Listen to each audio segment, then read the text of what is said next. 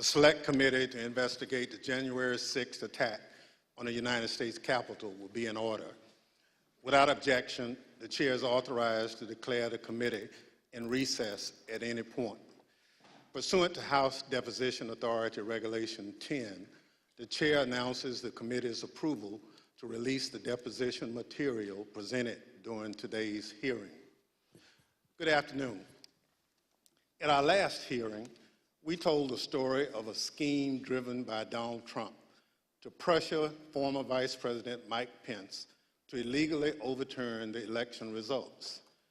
We showed that when the pressure campaign failed and Mike Pence fulfilled his constitutional obligation, Donald Trump turned a violent mob loose on him. We showed that the mob came within roughly 40 feet of the Vice President. Today, we'll show that what happened to Mike Pence wasn't an isolated part of Donald Trump's scheme to overturn the election. In fact, pressuring public servants into betraying their oaths was a fundamental part of the playbook. And a handful of election officials in several key states stood between Donald Trump and the upending of American democracy. As we begin today, it's important to remember when we count the votes for president, we count the votes state by state. For the most part, the candidates who win the popular vote in a state wins all the state's electoral college votes. And whoever wins a majority of the electoral college votes wins the presidency. So when Donald Trump tried to overturn the election results, he focused on just a few states. He wanted officials at the local and state level to say the vote was tainted by widespread fraud and throw out the results, even though, as we showed last week, there wasn't any voter fraud that could have overturned the election results. And like Mike Pence, these public servants wouldn't go along with Donald Trump's scheme. And when they wouldn't embrace the big lie and substitute the will of the voters with Donald Trump's will to remain in power, Donald Trump worked to ensure they faced the consequences. Threats to people's livelihood and lives, threats of violence that Donald Trump knew about and amplified. And in our other hearings, we can't just look backward at what happened in late 2020 and in the early 2021 because the danger hadn't gone away. Our democracy endured a mighty test on January 6th and in the days before. We say our institutions held. But what does that really mean?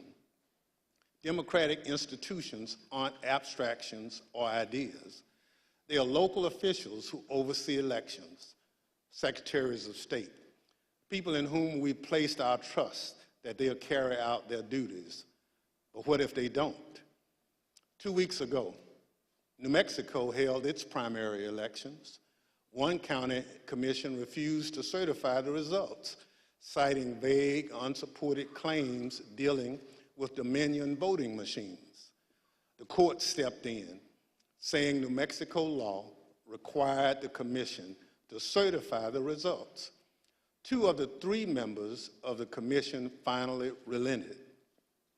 One still refused, saying his vote, quote, isn't based on any evidence, it's not based on any facts, it's only based on my gut feeling and my own intuition, and that's all I need.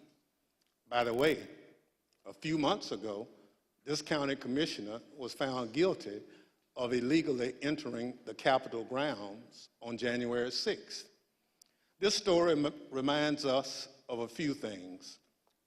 First, as we've shown in our previous hearings, claims that widespread voter fraud tainted the 2020 presidential election have always been a lie. Donald Trump knew they were a lie, and he kept amplifying them anyway. Everything we described today, the relentless, destructive pressure campaign on state and local officials, was all based on a lie. Donald Trump knew it, he did it anyway. Second, the lie hasn't gone away.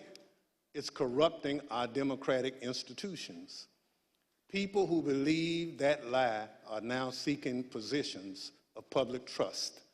And as seen in New Mexico, their oath to be to the people they serve will take a back seat to their commitment to the big lie. If that happens, who will make sure our institutions don't break under the pressure? We won't have close calls. We'll have a catastrophe. My distinguished colleague from California, Mr. Schiff, will present much of the Select Committee's finding on this matter. First, I'm pleased to recognize our Vice Chair, Ms. Cheney of Wyoming, for any opening statement she'd care to offer. Thank you very much, Mr. Chairman. Today, we will begin examining President Trump's effort to overturn the election by exerting pressure on state officials and state legislatures. Donald Trump had a direct and personal role in this effort, as did Rudy Giuliani, as did John Eastman. In other words, the same people who were attempting to pressure Vice President Mike Pence to reject electoral votes illegally were also simultaneously working to reverse the outcome of the 2020 election at the state level. Each of these efforts to overturn the election is independently serious. Each deserves attention both by Congress and by our Department of Justice. But, as the federal court has already indicated, these efforts were also part of a broader plan. And all of this was done in preparation for January 6th. I would note 2 points for particular focus today. First, today you will hear about calls made by President Trump to officials of Georgia and other states. As you listen to these tapes, keep in mind what Donald Trump already knew at the time he was making those calls. He had been told over and over again that his stolen election allegations were nonsense. For example, this is what former Attorney General Bill Barr said to President Trump about allegations in Georgia. We took a hard look at this ourselves, and based on our review of it, including the interviews of the key witnesses, the Fulton County allegations had no merit. The ballots under the table were legitimate ballots. They weren't in a suitcase. They had been pre-opened for eventually feeding into the machine. All the stuff about the water leak and that there was some subterfuge involved. We felt there was some confusion, but there was no evidence of a subterfuge to create an opportunity to feed things into the count. And so we didn't see any evidence of fraud in the Fulton County episode. And Acting Deputy Attorney General Richard Donahue told Donald Trump this. And I said something to the effect of, sir, we've done dozens of investigations, hundreds of interviews. The major allegations are not supported by the evidence developed. Mr. Trump was told by his own advisors that he had no basis for his stolen election claims, yet he continued to pressure state officials to change the election results. Second, you will hear about a number of threats and efforts to pressure state officials to reverse the election outcome. One of our witnesses today, Gabriel Sterling, explicitly warned President Trump about potential violence on December 1st, 2020, more than a month before January 6th. You will see excerpts from that video repeatedly today. It has all gone too far. All of it. Joe DeGenova today asked for Chris Krebs, a patriot who ran CISA, to be shot. A 20-something tech in Gwinnett County today has death threats and a noose put out saying he should be hung for treason because he was transferring a report on batches from an EMS to a county computer so he could read it. It has to stop. Mr. President, you have not condemned these actions or this language. Senators, you have not condemned this language or these actions. This has to stop. We need you to step up, and if you're going to take a position of leadership, show some. My boss, Secretary Raffensperger, his address is out there. They have people doing caravans in front of their house. They've had people come onto their property. It has to stop. This is elections. This is the backbone of democracy, and all of you who have not said a damn word are complicit in this. The point is this: Donald Trump did not care about the threats of violence. He did not condemn them. He made no effort to stop them. He went forward with his fake allegations anyway. One more point. I would urge all of those watching today to focus on the evidence the committee will present. Don't be distracted by politics. This is serious. We cannot let America become a nation of conspiracy theories and thug violence. Finally, I want to thank our witnesses today for all of your service to our country. Today, all of America will hear about the selfless actions of these men and women who acted honorably to uphold the law, protect our freedom, and preserve our Constitution. Today, Mr. Chairman, we will all see an example of what truly makes America great. Thank you, Mr. Chairman. I yield back. Without objection, the chair recognizes the gentleman from California, Mr. Schiff, for an opening statement. Thank you, Mr. Chairman and Madam Vice Chair. On November 3rd, 2020, Donald Trump ran for re-election to the office of the presidency, and he lost. His opponent, Joe Biden, finished ahead in the key battleground states of Arizona, Michigan, Wisconsin, Pennsylvania, Georgia, and elsewhere. Nevertheless, and for the first time in history, the losing presidential candidate fought to hold on to power. As we have seen in previous hearings, he did so through a variety of means. On Election Day, he sought to stop the counting of the vote, knowing that the millions of absentee ballots elections officials would be counting on Election Day and thereafter would run strongly against him and deliver a victory to Joe Biden. Next, and when he could not stop the counting, he tried to stop state legislatures and governors from certifying the results of the election. He went to court and filed dozens of frivolous lawsuits, making unsubstantiated claims of fraud.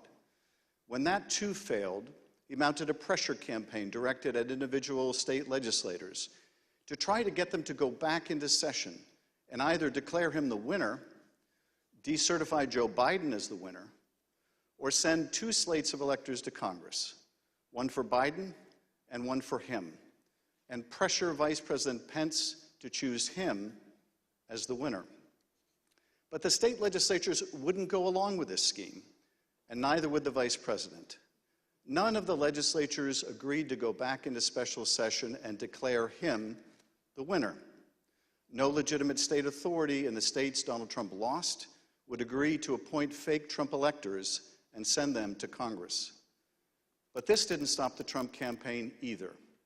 They assembled groups of individuals in key battleground states and got them to call themselves electors, created phony certificates associated with these fake electors, and then transmitted these certificates to Washington and to the Congress to be counted during the joint session of Congress on January 6th.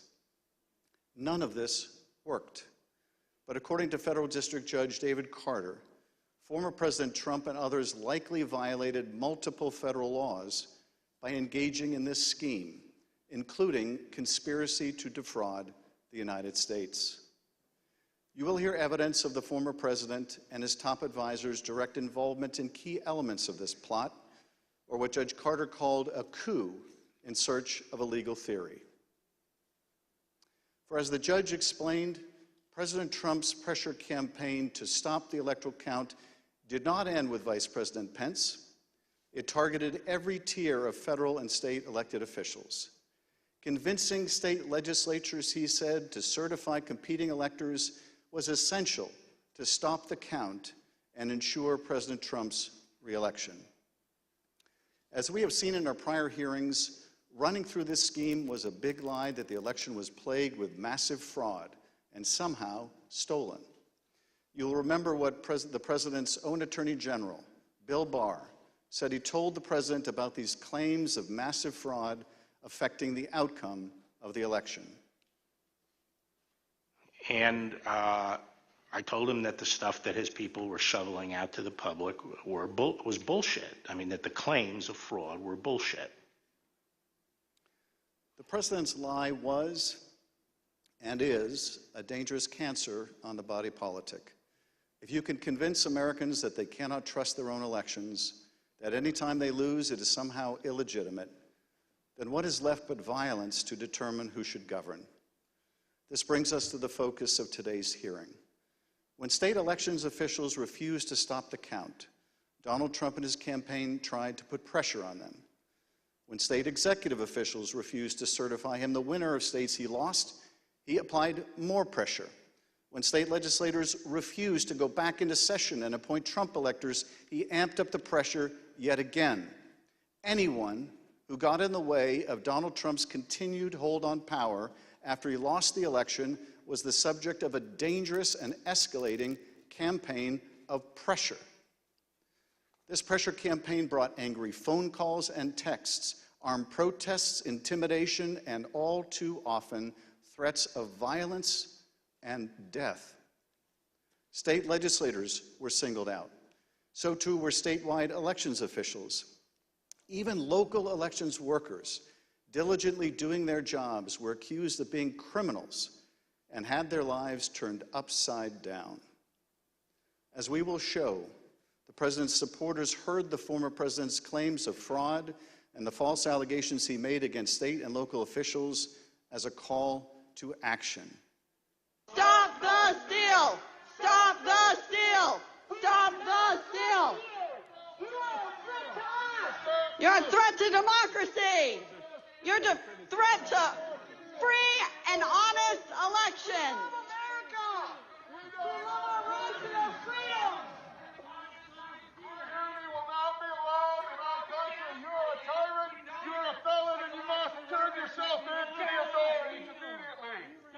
And then about 45 minutes later, we started to hear the noises outside my home, and my stomach sunk, and I thought, it's me. And then it's just, we don't know what's gonna, I mean, the uncertainty of that was what was the fear. Like, are they coming with guns? Are they gonna attack my house? I'm in here with my kid, I'm trying to put him to bed. And so it was, that was the scariest moment, just not knowing what was gonna happen. This pressure campaign against state and local officials spanned numerous contested states, as you will see in this video produced by the Select Committee. My name is Josh Roselman. I'm an investigative counsel for the House Select Committee to investigate the January 6th attack on the United States Capitol. Beginning in late November 2020, the president and his lawyers started appearing before state legislators, urging them to give their electoral votes to Trump, even though he lost the popular vote. I represent President Trump along with Jenna Ellis, and this is our fourth or fifth hearing. This election has to be turned around because we won Pennsylvania by a lot, and we won all of these swing states by a lot. This was a strategy with both practical and legal elements. The Select Committee has obtained an email from just 2 days after the election in which a Trump campaign lawyer named Cleta Mitchell asked another Trump lawyer, John Eastman, to write a memo justifying the idea.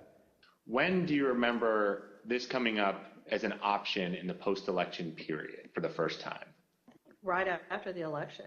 It might have been before the election. Eastman prepared a memo attempting to justify this strategy, which was circulated to the Trump White House, Rudy Giuliani's legal team, and state legislators around the country. And he appeared before the Georgia State Legislature to advocate for it publicly. You could also do what the Florida legislature was prepared to do, which is to adopt a slate of electors yourselves. And when you add in the mix of the significant statistical anomalies and sworn affidavits and video evidence of outright election fraud, I don't think it's just your authority to do that, but quite frankly, I think you have a duty to do that, to protect the integrity of the election here in Georgia. But Republican officials in several states released public statements recognizing that President Trump's proposal was unlawful.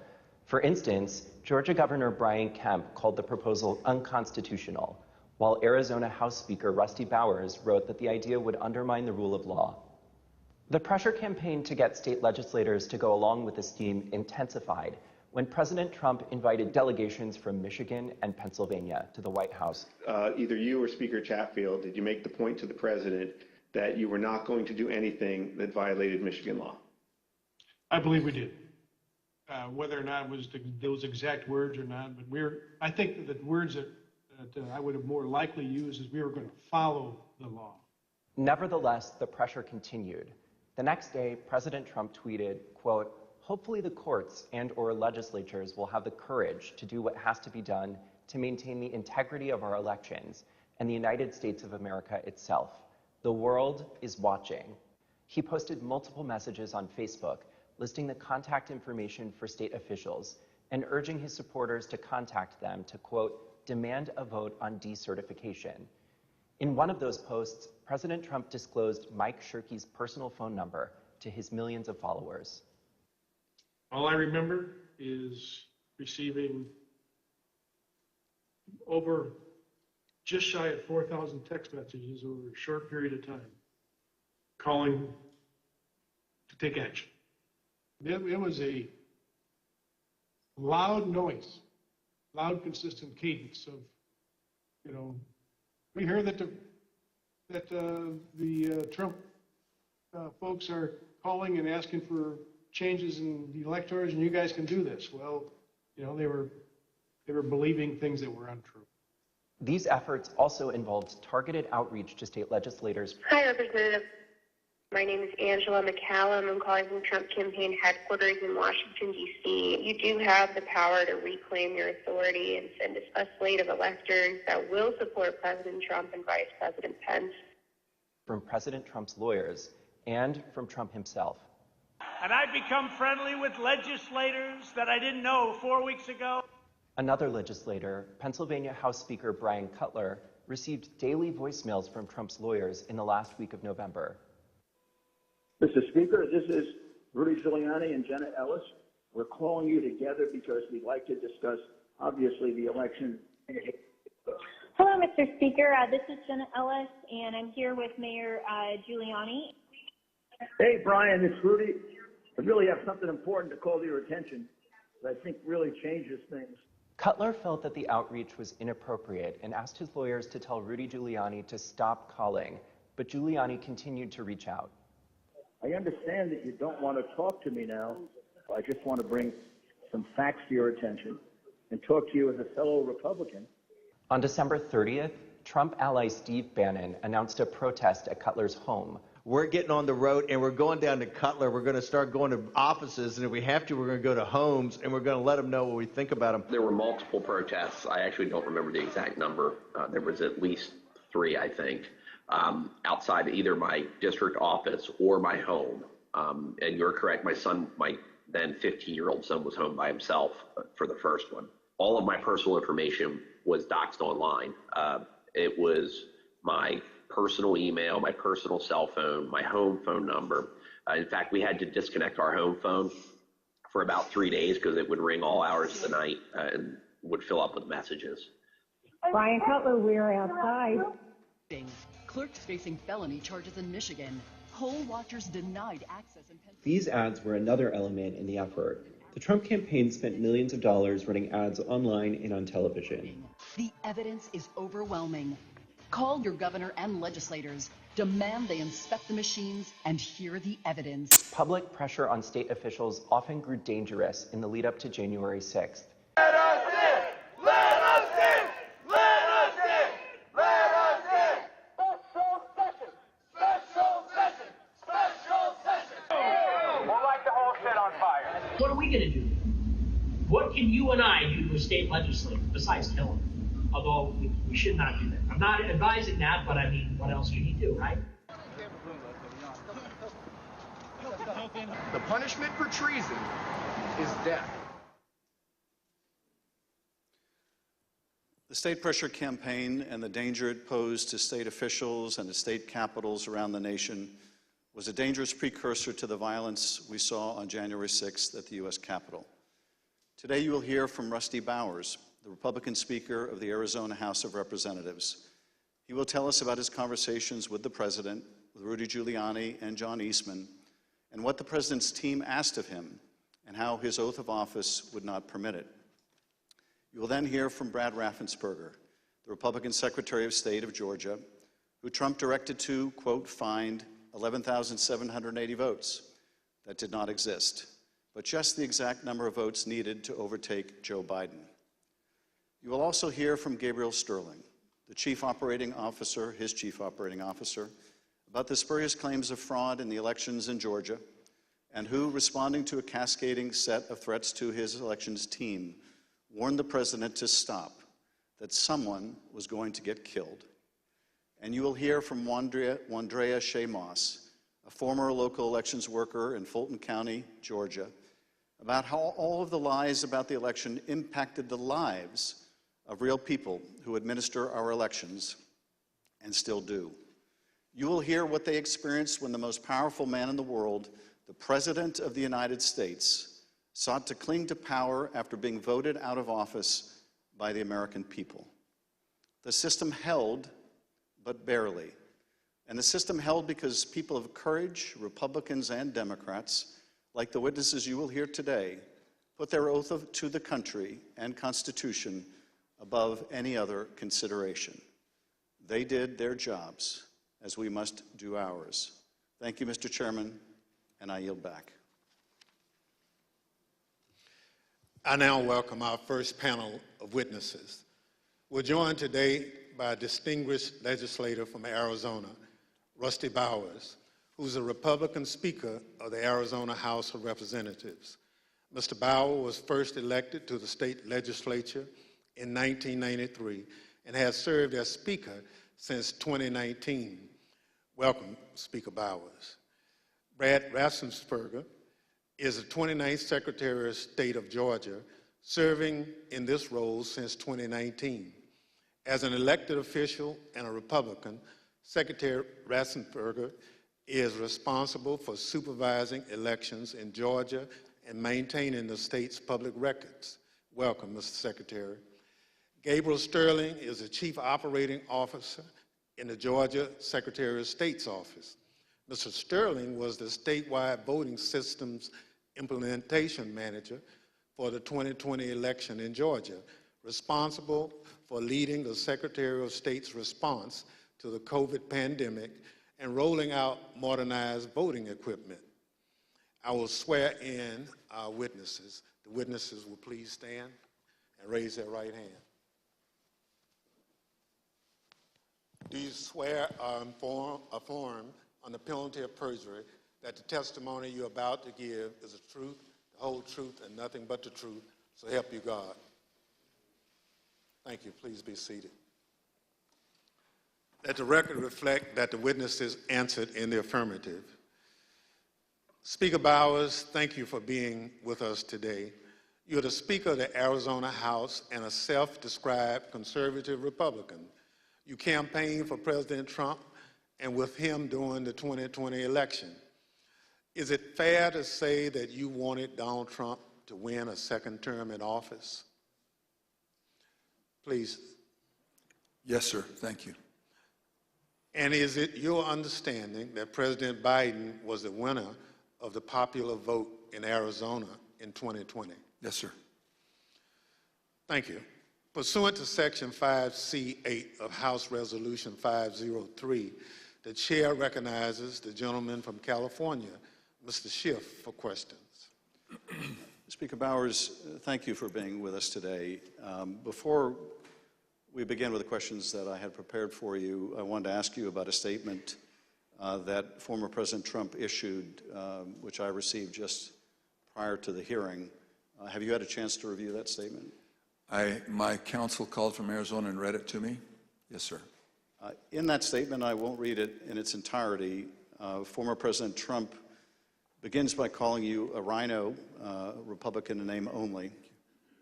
He then references a conversation in November 2020 in which he claims that you told him that the election was rigged and that he had won Arizona. To quote the former president, during the conversation, He told me the election was rigged and that I won Arizona, unquote. Did you have such a conversation with the president? I did have a conversation with the president. That certainly isn't it, but there were parts of it that are true, but there are parts that are not, sir. And the part that I read you, is that false? Anywhere, anyone, anytime has said that I said the election was rigged, that would not be true. And when the former president in his statement today claimed that you told him that he won Arizona, is that also false? That is also false. Mr. Bowers, I understand that after the election, and I don't know whether this is the conversation the former president is referring to, but after the election you received a phone call from President Trump and Rudy Giuliani in which they discussed the result of the presidential election in Arizona. If you would, tell us about that call and whether the former president or Mr. Giuliani raised allegations of election fraud. Thank you. My wife and I had returned from attending our church meetings. It was on a Sunday, and we were still in the driveway, and I had received a call from a colleague telling me that the White House was trying to get in touch with her and I, and that she said, please, if you get a call, let's try to take this together. Immediately, I saw that the White House on my Bluetooth was calling, and I took the call and was asked by I would presume the operator at the White House if I would hold for the president, which I did, and Mr. Giuliani came on first, and niceties, then Mr. Trump, President Trump, then President Trump came on, and we initiated a conversation. During that conversation, did you ask Mr. Giuliani for proof of these allegations of fraud that he was making? On multiple occasions, yes. And when you asked him for evidence of this fraud, what did he say? He said that they did have proof, and I asked him, do you have names? For example, we have 200,000 illegal immigrants, some large number, 5,000 or 6,000 dead people, etc. And I said, do you have their names? Yes. Will you give them to me? Yes. The president interrupted and said, give the man what he needs, Rudy. He said, I will. And that happened on at least 2 occasions, that interchange in the conversation. So Mr. Giuliani was claiming in the call that there were hundreds of thousands of undocumented people and thousands of dead people who had purportedly voted in the election? Yes. And you asked him for evidence of that? I did. And did you ever receive from him that evidence either during the call, after the call, or to this day? Never. What was the ask during this call? He was making these allegations of fraud, but he had something or a couple things that they wanted you to do. What were those? The ones I remember were first that we would hold, that I would allow an official committee at the Capitol so that they could hear this evidence and that we could take action thereafter. And I refused. I said, up to that time, the circus, I called it a circus, had been brewing with lots of demonstrations, both at the counting center, at the Capitol, and other places. And I didn't want to have that in the House. I did not feel that the evidence, granted in its absence, merited a hearing, and I didn't want to be used as a pawn if there was some other need that the committee hearing would fulfill. So that was the first ask, that we hold an official committee hearing. And what was his second ask? I said, to what end? To what end the hearing? He said, well, we have heard by an official high up in the Republican legislature that there is a legal theory or a legal ability in Arizona that you can remove the electors of President Biden and replace them. And we would like to have the legitimate opportunity through the committee to come to that end and remove that. And I said, that's something that's totally new to me. I've never heard of any such thing. And he pressed that point, and I said, look, you are asking me to do something that is counter to my oath when I swore to the Constitution to uphold it, and I also swore to the Constitution and the laws of the state of Arizona, and this is totally foreign as an idea or a theory to me, and I would never do anything of such magnitude without deep consultation with qualified attorneys. And I said, I've got some good attorneys, and I'm going to give you their names.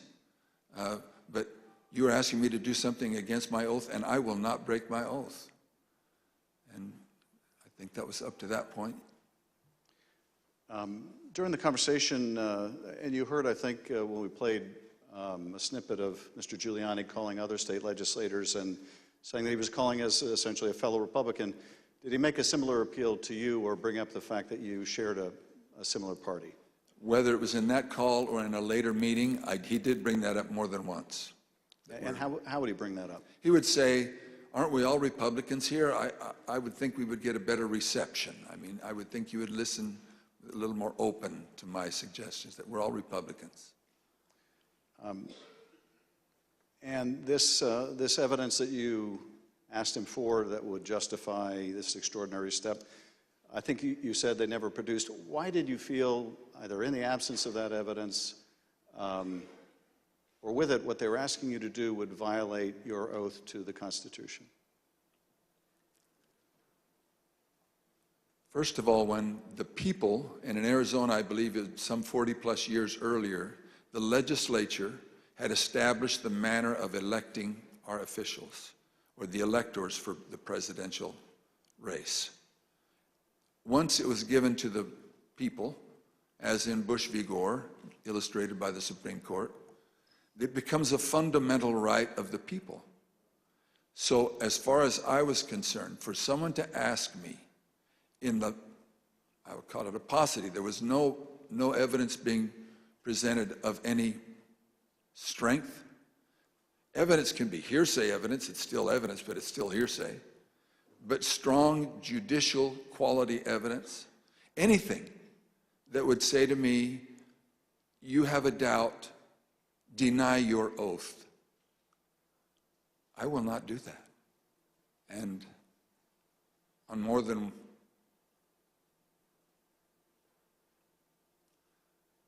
one occasion throughout all this, that has been brought up, and it is a tenet of my faith that the Constitution is divinely inspired of my most basic foundational beliefs. And so for me to do that because somebody just asked me to is foreign to my very being. I will not do it. During that conversation, Speaker Bowers, did you ask him if what he was proposing had ever been done before? I did. And what did he say? He said, well, I'm not familiar with Arizona law or any other laws, but I don't think so. And that also was brought up in other conversations, both with him and with John Eastman and others. Speaker Bowers, I understand that a week after that call, Mr. Giuliani appeared with others associated with President Trump's effort to overturn the result of the election at a purported legislative hearing in a hotel ballroom in Phoenix. Was this an official hearing of the state legislature? It was not. And why was it not a real or official hearing of the legislature? A legislator can hold a group meeting. He can call it a hearing. But when they ask me to have an official hearing, we establish it by protocols, public notice, etc. It's typically held at the Capitol, but it doesn't need to be. We can authorize a hearing off campus. And in this case, I had been asked on several occasions to allow a hearing. I had denied it, but said, you're free to hold a meeting, any meeting you want, to the person who asked, and which he ultimately did at think he was a little frustrated, but he ultimately did. This meeting was the same day, I believe, that the governor of Arizona, Doug Ducey, certified Biden as the winner of the presidential election in Arizona. Did you meet with Mr. Giuliani and his associates while they were in Phoenix sometime after that purported legislative hearing at the hotel? Yes, I did, sir. And at that meeting, did Mr. Giuliani raise any specific allegations of election fraud again? His initial comments were, again, the litany of groups of illegal individuals or people deceased, etc. And he had brought that up, and I wasn't alone in that meeting. There were others, and other members of the Senate aggressively questioned him. And then I proceeded to question him on the proof that he was going to bring me, etc. But he did bring those up, yes. And these other legislators were also Republican members of the Senate? They were, yes, sir. And did they also press him for proof of these allegations? They pressed him very strongly. Two of them especially, very strongly. And at some point, did Mr. Giuliani ask one of the other attorneys on his team to help him out with the evidence? He did. He asked Jenna Ellis, who was sitting to his right. One thing was that it was more to the point of, was there sufficient evidence or action that we could justify the recalling of the electors? But at that part of the conversation, I know he referred to someone else. But he did ask, do we have the proof, to Jenna, Miss Ellis? And she said, yes. And I said, I want the names. Do you have the names? Yes. Do you have how they voted? We have all the information. I said, can you get to me that information? Did you bring it with you? She said, no. Both Mr. Giuliani asked her and I asked generally if they'd brought it with them. She said, no, it's not with me, but we can get it to you. And I said, then you didn't bring me the evidence, which was repeated in different iterations for some period of time. At some point, did one of them make a comment that they didn't have evidence, but they had a lot of theories? That was Mr. Giuliani. And what exactly did he say, and how did that come up? My recollection, he said, we've got lots of theories, we just don't have the evidence. And I don't know if that was a gaffe, or maybe he didn't think through what he said, but both myself and others in my group, the three in my group and my counsel, both remembered that specifically, and afterwards we kind of laughed about it. And getting back to the ask in that phone call that preceded this meeting, he wanted you to have the legislature dismiss the Biden electors and replace them with Trump electors on the basis of these theories of fraud? He did not say it in those exact words, but he did say that Arizona law, according to what he understood, that would be allowed, and that we needed to come into session to take care of that, which initiated a discussion about, again, what I can legally and not legally do, and I can't go into session in Arizona unilaterally or on my sole prerogative. In this meeting or at any other later time, did anyone provide you with evidence of election fraud sufficient to affect the outcome of the presidential election in Arizona? No one provided me ever such evidence. The Select Committee has uncovered evidence in the course of our investigation that at Stop the Steal protests at state capitals across the country, there were individuals with ties to the groups or parties involved in the January 6th attack on the U.S. Capitol. One of those incursions took place in the Arizona House of Representatives building, as you can see in this footage.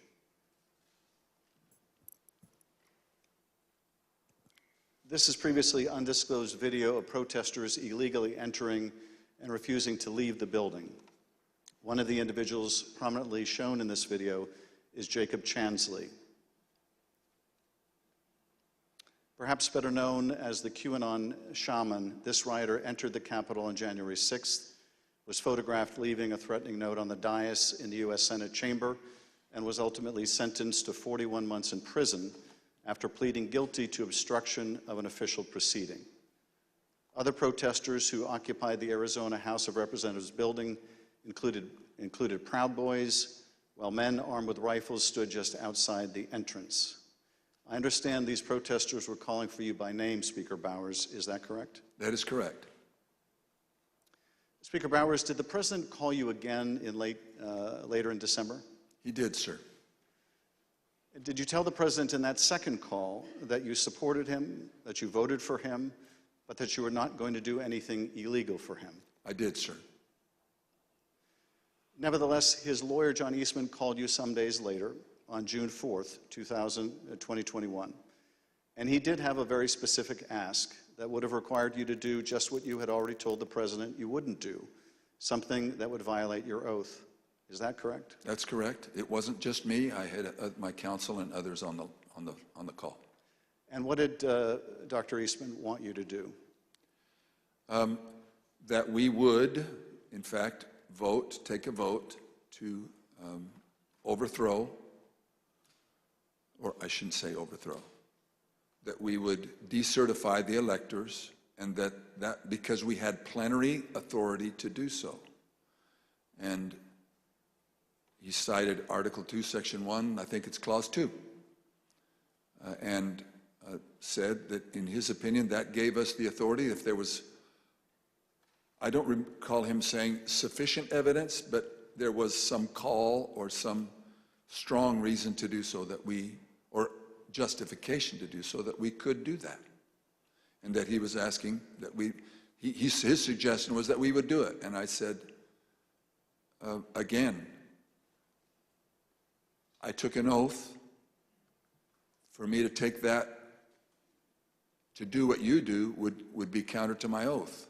I don't recall if it was in that conversation, clearly, that we talked more about the oath, but I said, what would you have me do? And he said, just do it and let the court sort it out. And I said, you're asking me to do something that's never been done in history, the history of the United States, and I'm going to put my state through that without sufficient proof, and that's going to be good enough with me? That I would put us through that, my state, that I swore to uphold both in Constitution and in law? No, sir. He said, well, that's my suggestion would be just do it and let the courts figure it all out. And he didn't use that exact phrase, but that was what his meaning was, and I declined, and I believe that was close to the end of our phone call. And again, this took place after you had recently spoken with President Trump and told him that you wouldn't do anything illegal for him. Is that right? It wasn't days after. Obviously, it was days after, but a few days had gone by. But you had told President Trump you would not do anything illegal for him. I did, both times. And you told Dr. Eastman that you did not believe there was legal support to justify what he was asking, but he still wanted you to do it and effectively let the courts work it out?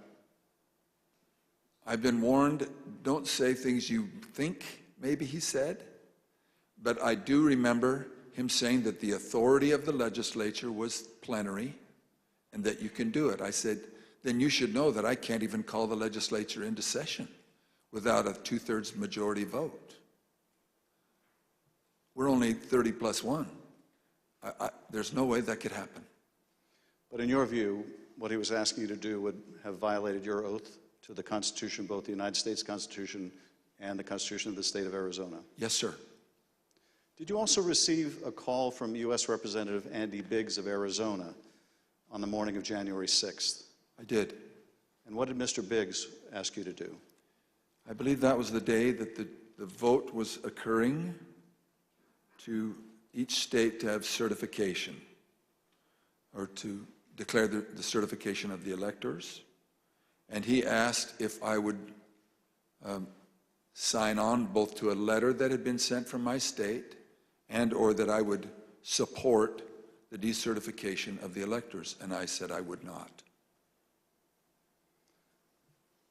Mr. Speaker, on December 4th, 2020, shortly after your meeting with Rudy Giuliani and other allies of President Trump, you released a statement publicly addressing, quote, calls for the legislature to overturn the 2020 certified election results.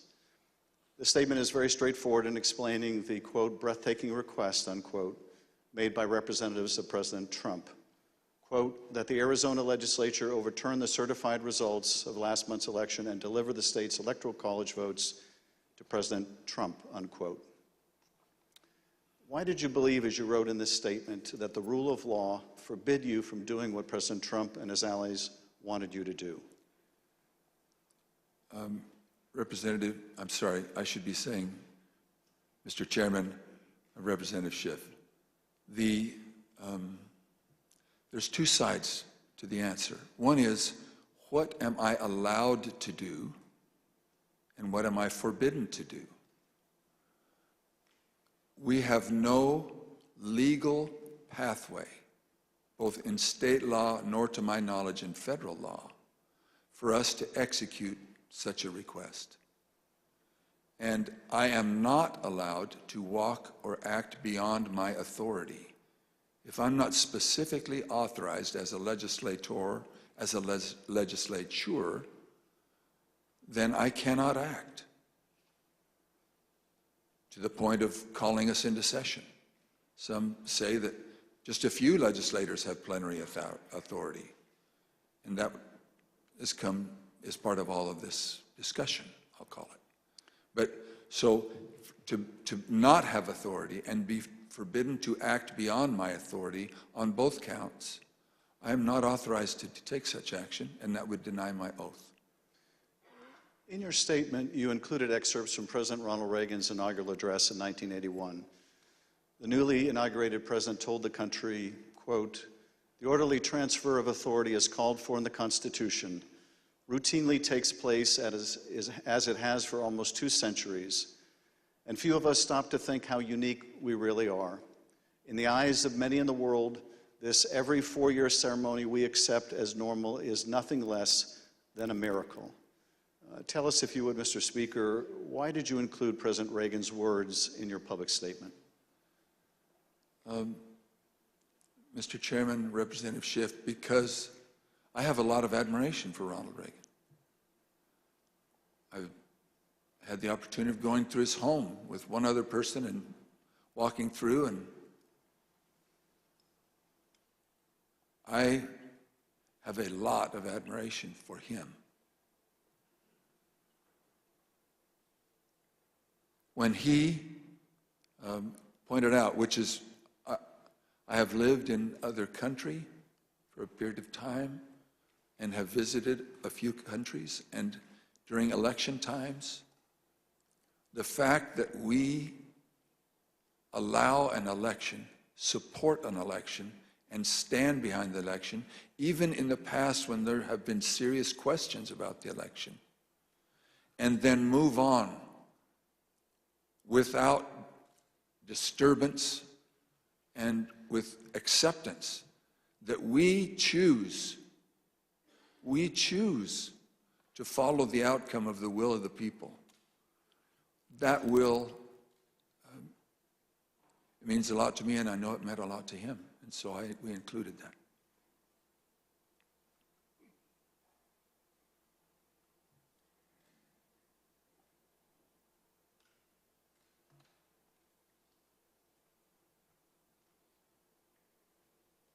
Thank you, Speaker Bowers. I now want to look even more deeply at the fake electors scheme. Every 4 years, citizens from all over the United States go to the polls to elect their president. Under our Constitution, when we cast our votes for president, we are actually voting to send electors pledged to our preferred candidate to the Electoral College. In December, the electors in each state meet, cast their votes, and send those votes to Washington. There is only one legitimate slate of electors from each state.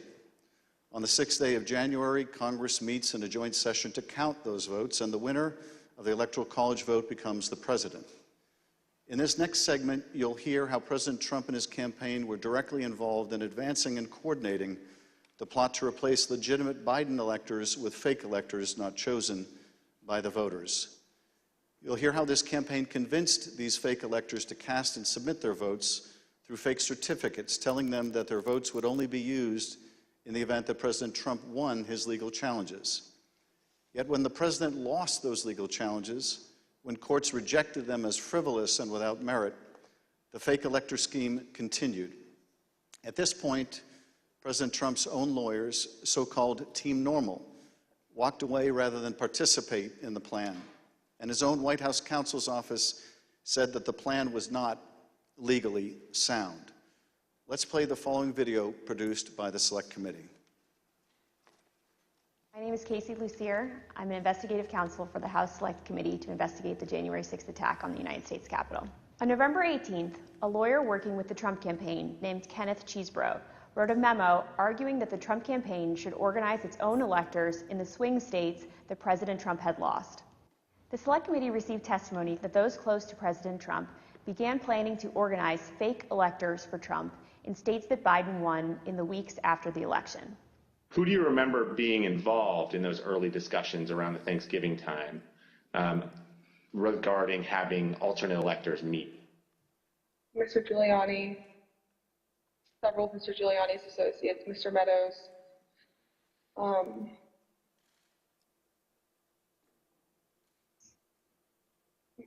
members of Congress, although it's difficult to distinguish if the members that I'm thinking of were involved during Thanksgiving or if they were involved as we progressed through December.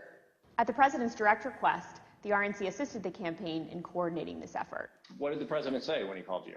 Essentially, he turned the call over to Mr. Eastman, who then proceeded to talk about the importance of the RNC helping the campaign gather these contingent electors in case any of the legal challenges that were ongoing changed the result of any of the states.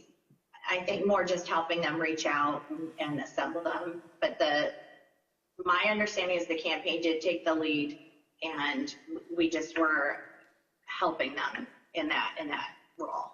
As President Trump and his supporters continued to lose lawsuits, some campaign lawyers became convinced that convening electors in states that Trump lost was no longer appropriate. I just remember I either replied or called somebody saying, unless we have litigation pending that's like in these states, like I don't think this is appropriate, or this isn't the right thing to do.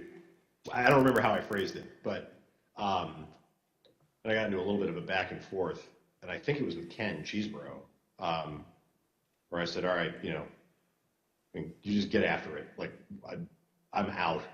At that point, I had Josh Finley email Mr. Chesbro politely to say, this is your task. You are responsible for the Electoral College issues moving forward. And this was my way of taking that responsibility to zero.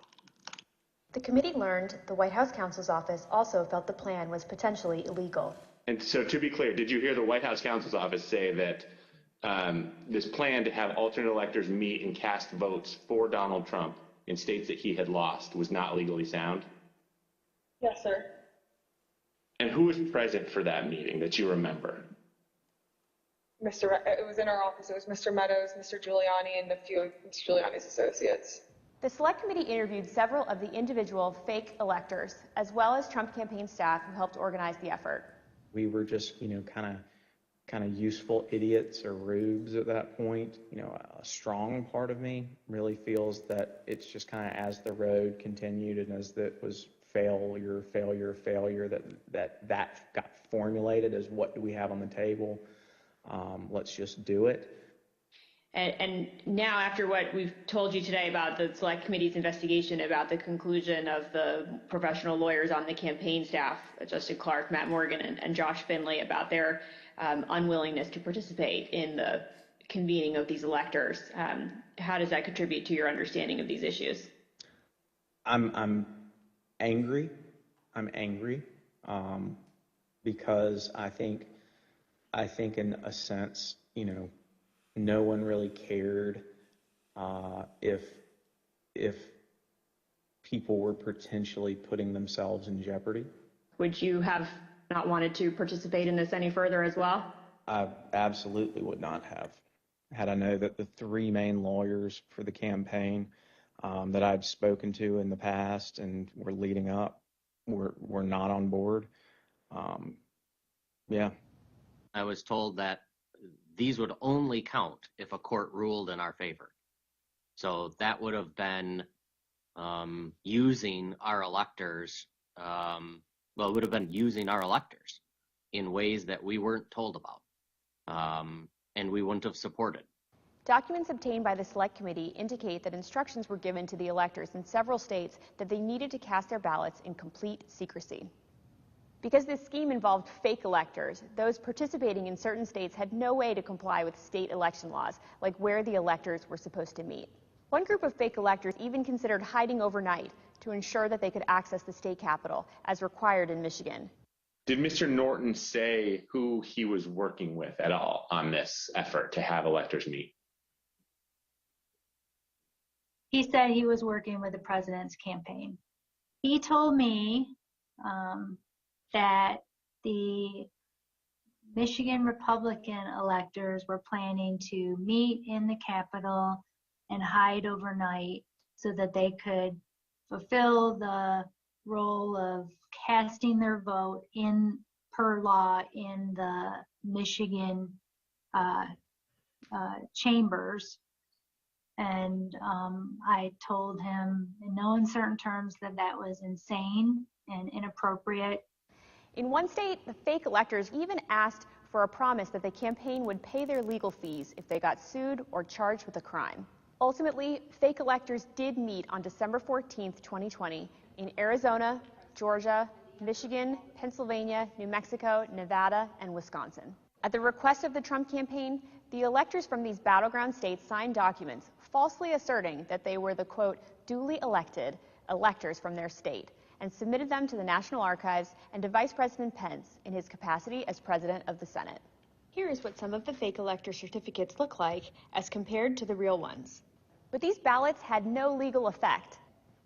In an email produced to the Select Committee, Dr. Eastman told a Trump campaign representative that it did not matter that the electors had not been approved by a state authority. Quote, the fact that we have multiple slates of electors demonstrates the uncertainty of either. That should be enough. He urged that Pence act boldly and be challenged.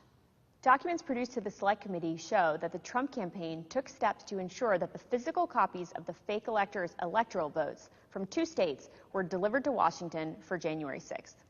Text messages exchanged between Republican Party officials in Wisconsin show that on January 4th, the Trump campaign asked for someone to fly their fake electors' documents to Washington.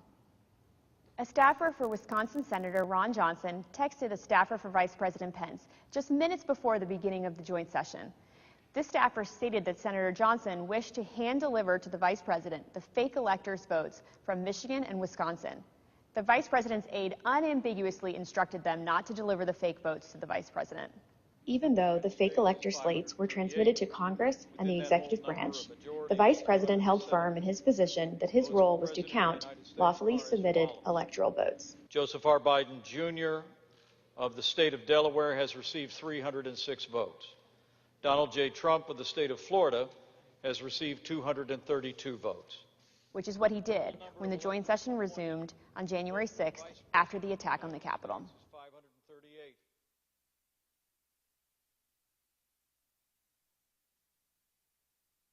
What we just heard in that video was an aide to the White House Chief of Staff telling this committee that the White House counsel's office felt that this fake electors plan was not legally sound. Nevertheless, the Trump campaign went forward with the scheme anyway.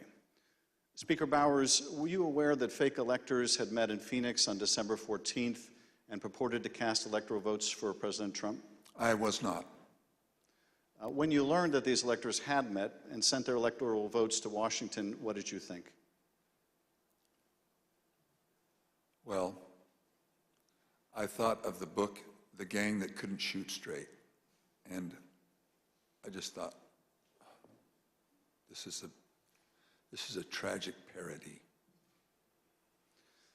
Mr. Bowers, I understand that as you flew from Phoenix to Washington yesterday, you reflected upon some passages from a personal journal that you were keeping in December 2020 while all of this was taking place. With your permission, I'm wondering if you would be willing to share one passage in particular with us. Thank you very much. It is painful to have friends who have been such a help to me turn on me with such rancor. I may, in the eyes of men, not hold correct opinions or act according to their vision or convictions, but I do not take this current situation in a light manner, a fearful manner, or a vengeful manner. I do not want to be a winner by cheating. I will not play with laws I swore allegiance to with any contrived desire towards deflection of my deep foundational desire to follow God's will as I believe He led my conscience to embrace. How else will I ever approach Him in the wilderness of life, knowing that I ask this guidance only to show myself a coward in defending the course He let me take. He led me to take. Thank you, Mr. Speaker. Those are powerful words. I understand that taking the courageous positions that you did following the 2020 election in defense of the rule of law and protecting the voters of Arizona resulted in you and your family being subjected to protests and terrible threats. Can you tell us how this impacted you and your family? Well, as others in the videos have mentioned, we received,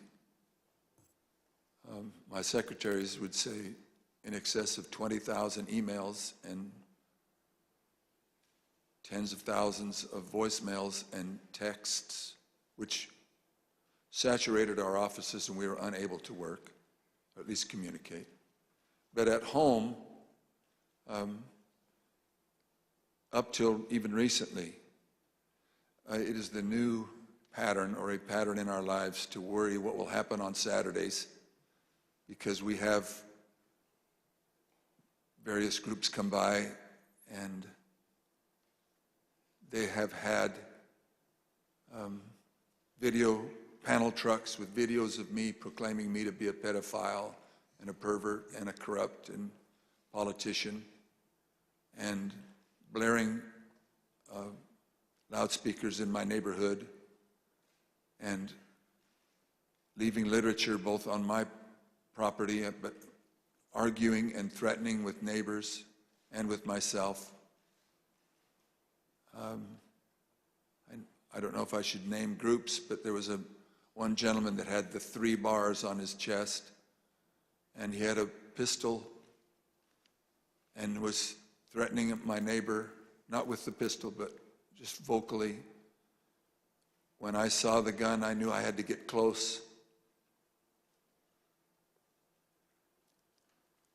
And at the same time, on some of these, we had a daughter who was gravely ill, who was upset by what was happening outside. And my wife, that was a valiant person, very, very strong, quiet, very strong woman.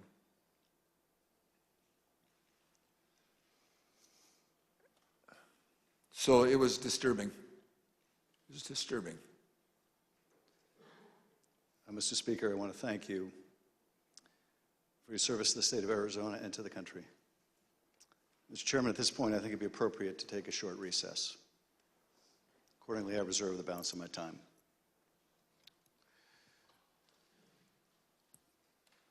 The chair requests that those in the hearing room remain seated until the Capitol Police have escorted members and witnesses from the room.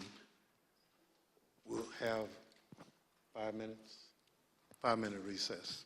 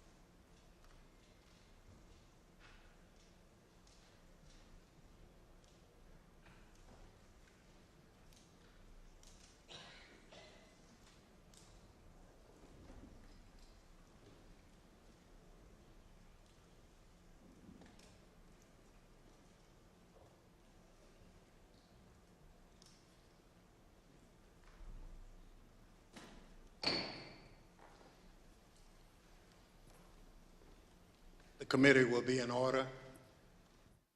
President Trump's pressure campaign against state officials existed in all the key battleground states that he lost. But the former president had a particular obsession with Georgia. Here is the president on the afternoon of January 6th, after his own attorney general warned him that the claims you are about to hear are patently false. They should find those votes. They should absolutely find that. Just over 11,000 votes, that's all we need. They defrauded us out of a win in Georgia, and we're not going to forget it. So the state of Georgia is where we will turn our attention to next. I want to emphasize that our investigation into these issues is still ongoing. As I stated in our last hearing, if you have relevant information or documentary evidence to share with the Select Committee, we welcome your cooperation. But we will share some of our findings with you today. Secretary Raffensperger, thank you for being here today. You've been a public servant in Georgia since 2015, serving first as a member of the Georgia House of Representatives, and then since January 2019 as Georgia's Secretary of State. As a self-described conservative Republican, is it fair to say that you wanted President Trump to win the 2020 election? Yes, it is. Mr. Secretary, many witnesses have told the Select Committee that Election Day, November 3rd, 2020, was a largely uneventful day in their home states. In spite of the challenges of conducting an election during a pandemic, you wrote in the Washington Post that the election was, quote, successful. Tell us, what was your impression of how Election Day had proceeded in Georgia? On Election Day in November, our election went remarkably smooth. In fact, we meet at the GEMA headquarters. That's the Georgia Energy Emergency Management Association meeting location, but we were following wait times in line. In the afternoon, our average wait time was 3 minutes statewide that we were recording for various precincts, and it actually got down to 2 minutes. And at the end of the day, we felt that we had a successful election from the standpoint of the administration and the operation of the election. Thank you. The chair recognizes the gentleman from California, Mr. Schiff. Thank you, Mr. Chairman. Secretary Raffensperger, did Joe Biden win the 2020 presidential election in Georgia, and by what margin? President Biden carried the state of Georgia by approximately 12,000 votes. And Mr. Secretary, as I understand it, your office took several steps to ensure the accuracy of the vote count in Georgia, reviewing the vote count in at least 3 different ways. These steps included a machine recount, a forensic audit, and a full hand recount of every one of the 5 million ballots cast. Did these efforts, including a recount of literally every ballot cast in the state of Georgia, confirm the result? Yes, they did. We counted the ballots where the first tabulation would be scanned. Then when we did our 100% hand audit of the all 5 million ballots in the state of Georgia, all cast in place, all absentee ballots, they were all hand recounted, and they came remarkably close to the first count. And then upon the election being certified, President Trump, because he was within 0.5%, could ask for a recount. And then we recounted them again through the scanners, and we got remarkably the same count. 3 counts, all remarkably close, which showed that President Trump did come up short. Nevertheless, as you will see, the president and his allies began making numerous false allegations of voter fraud, false allegations that you and Mr. Sterling, among others, had to address. Mr. Sterling, thank you also for being here today. Following the 2020 election, in addition to your normal duties, I understand that you became a spokesperson to try to combat disinformation about the election and the danger it was creating for elections officials, among others. In a December 1 press conference, you addressed some of your remarks directly to President Trump. Let's take a look at what you said that day. Mr. President, it looks like you likely lost the state of Georgia. We're investigating. There's always a possibility. I get it. And you have the rights to go through the courts. What you don't have the ability to do, and you need to step up and say this, is stop inspiring people to commit potential acts of violence. Someone's going to get hurt, someone's going to get shot, someone's going to get killed. And it's not right. It's not right. Mr. Sterling, what prompted you to make these remarks?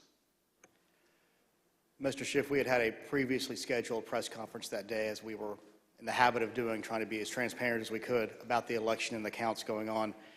A little after lunch that day, lunchtime, I received a call from the project manager from Dominion Voting Systems, who was audibly shaken. She's not the kind of person I would assume would be that way. She has a master's from MIT, a graduate of the Naval Academy, and is very much on the ball and pretty unflappable. And she informed me about a young contractor they had who had been receiving threats from a video had been posted by some QAnon supporters. And at that point, we had been steeping in this kind of stuff. So it was around us all the time. So I didn't take note of it more than adding to the pile of other stuff we were having to deal with. And I did pull up Twitter, and I scrolled through it, and I saw the young man's name. There was a particular tweet that, for lack of a better word, was a straw that broke the camel's back. Had the young man's name. It was a very unique name. I believe it was a first-generation American. And it said, had his name, "You committed treason. May God have mercy on your soul," with a slowly twisting gif of a noose. And for lack of a better word, I lost it. I just got irate. My boss was with me at the time, the Deputy Secretary, Jordan Fuchs, and she could tell that I was angry. I tend to turn red from here up when that happens, and that happened at that time. And she called Secretary Raffensperger to say, "We're seeing these kind of threats, and Gabe thinks we need to say something about it." And the Secretary said yes, and that's what prompted me to do what I did. I lost my temper, but it seemed necessary at the time because it was just getting worse. And I could not tell you why that particular one was the one that put me over the edge, but it did. Now, after you made this plea to the president, did Donald Trump urge his supporters to avoid the use of violence? Not to my knowledge. Now, as we know, the president was aware of your speech because he tweeted about it later that day. Let's take a look at what the president said. In the tweet, Donald Trump claims that there was, quote, "massive voter fraud in Georgia." Mr. Sterling, that was just plain false, wasn't it? Yes, sir. Nevertheless, the very next day, on December 2nd, President Trump released a lengthy video again making false claims of election fraud in Georgia. Let's take a look at what he said this time. They found thousands and thousands of votes that were out of whack, all against me. In fact, the day after Donald Trump released that video, so now we're talking just 2 days after the emotional warning that you gave that someone's going to get killed, representatives of President Trump appeared in Georgia, including Rudy Giuliani, and launched a new conspiracy theory that would take on a life of its own and threaten the lives of several innocent election workers. This story falsely alleges that sometime during election night, election workers at the State Farm Arena in Atlanta, Georgia, kicked out poll observers. After the observers left, the story goes, these workers pulled so-called suitcases of ballots from under a table and ran those ballots through counting machines multiple times. Completely without evidence, President Trump and his allies claimed that these suitcases contained as many as 18,000 ballots, all for Joe Biden. None of this was true. But Rudy Giuliani appeared before the Georgia State Senate and played a surveillance video from State Farm Arena, falsely claiming that it showed this conspiracy taking place. Here's a sample of what Mr. Giuliani had to say during that hearing. And when you look at what you saw on the video, which to me was a smoking gun, powerful smoking gun, well, I don't have to be a genius to figure out what happened. And I don't have to be a genius to figure out that those votes are not legitimate votes. You don't put legitimate votes under a table. No. Wait until you throw the opposition out, and in the middle of the night, count them. We would have to be fools to think that. President Trump's campaign amplified Giuliani's false testimony in a tweet, pushing out the video footage. Giuliani likewise pushed out his testimony on social media, As you can see in this tweet, Mr. Giuliani wrote that it was, quote, now beyond doubt, unquote, that Fulton County Democrats had stolen the election. Later in this hearing, we'll hear directly from one of the election workers in this video about the effect these lies had on her and on her family. Mr. Sterling, did the investigators in your office review the entire surveillance tape from the State Farm Arena on election night? They actually reviewed approximately 48 hours going over the time period where action was taking place at the counting center at State Farm Arena. And what did the tape actually show? Depending on which time you want to start, because as was mentioned, this conspiracy theory took on a life of its own, where they conflated a water main break that wasn't a water main break and throwing observers out and a series of other things. What it actually showed was Fulton County election workers engaging in normal ballot processing. One of the things that was very frustrating was the so-called suitcases of ballots from under the table. If you watch the entirety of the video, you saw that these were election workers who were under the impression they were going to get to go home around 10:30. People are putting on their coats. They're putting ballots that are prepared to be scanned into ballot carriers that are then sealed with tamper-proof seals so that they're not messed with.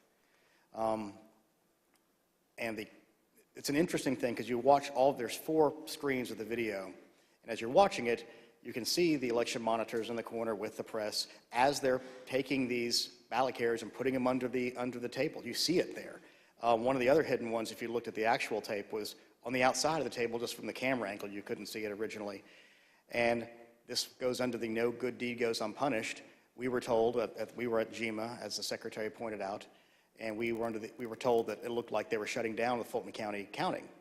The secretary expressed some displeasure at that because we wanted to everybody keep counting so we could get to the results and know what was happening. So our elections director called their elections director, who was at another location because this was election day. There was 2 different places where ballot things were being done by the Fulton County office. So he called the elections director of Fulton, then called Ralph Jones, who was at the State Farm Arena, and said, "What the heck are you doing? Go ahead and stay." And as you watch the video itself, you see him take the phone call as people are putting things away and getting ready to leave. And you can tell for about 15, 20 seconds, he does not want to tell these people they have to stay. He walks over, he thinks about it for a second, you see him come back to the corner of a desk and kind of slumps his shoulders and says, "Okay, y'all, we got to keep on counting." And then you see him take their coats off, get the ballots out. And then a secondary thing that you'll see on there is you'll have people who are counting ballots who a batch will go through, they will take them off and run that through again. What happens there is a standard operating procedure. If there's a misscan, if there's a misalignment, if it doesn't read right, these are high-speed, high-capacity scanners. So 3 or 4 will go through after a misscan. You have to delete that batch and put it back through again. And by going through the hand tally, as the secretary pointed out, we showed that if there had been multiple ballots scanned without a corresponding physical ballot, your counts would have been a lot higher than the ballots themselves. And by doing the hand tally, we saw 2 specific numbers that were met. The hand tally got us to a 0.1053% off of the total votes cast and 0.0099% on the margin, which is essentially dead-on accurate. Most academic studies say on a hand tally you'll have between 1% and 2%, but because we use ballot marking devices where it's very clear what the voter intended, it made it a lot easier for us to conduct that hand count and show that none of that was true. Now, I understand that when you reviewed these tapes and did the analysis, it disproved this conspiracy theory. But you still had to take a lot of steps to try to make sure the public knew the truth about these allegations.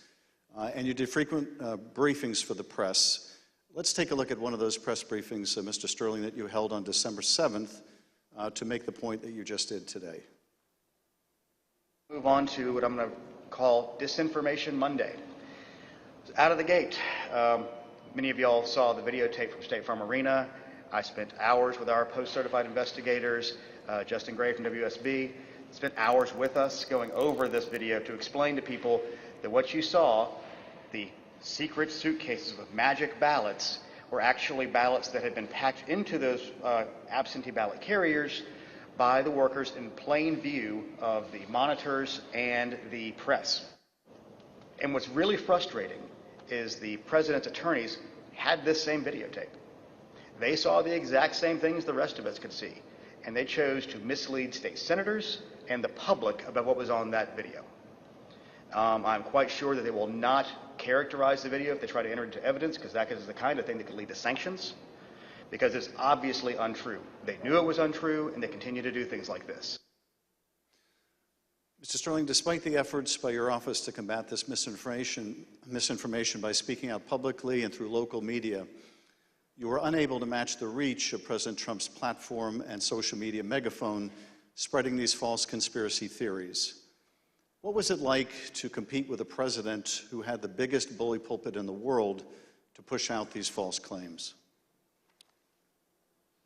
For lack of a better word, it was frustrating, but oftentimes I felt our information was getting out, but that there was a reticence of people who needed to believe it because the President of the United States, whom many looked up to and respected, was telling them it wasn't true, despite the facts.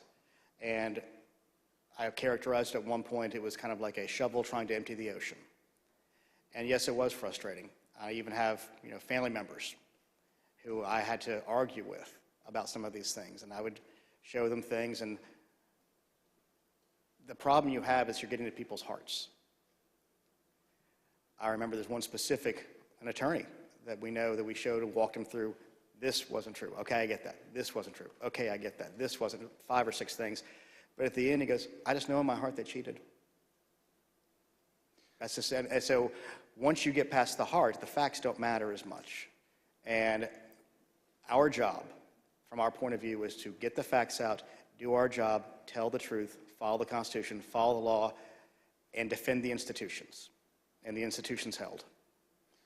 Let's take a look at what you were competing with. This is the former president speaking in Georgia on December 5th. Evidence of fraud is overwhelming, and again, I'm going to ask you to look up at that very, very powerful and very expensive screen. Hidden cases of possible ballots are rolled out from under a table. 4 people under a cloud of suspicion. So, if you just take the crime of what those Democrat workers were doing, and by the way, there was no water main break. They said there was no water main break.